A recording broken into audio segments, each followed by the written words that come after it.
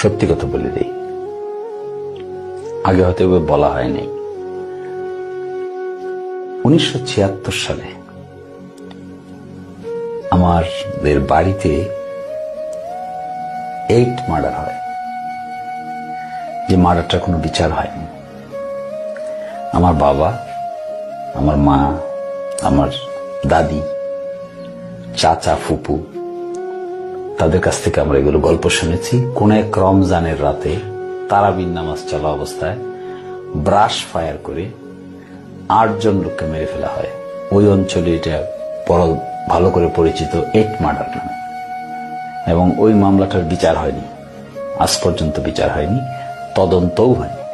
এটা আমরা যখন গল্প শুনতাম না ছোটবেলায়, মনের ভিতরে এক ধরনের জেদ বোধ কাজ করত যে আইনজীবী হতে হবে, আইন পেশায় যেতে হবে, এটা দেখতে হবে, এর শেষ কি এটা বুঝতে হবে।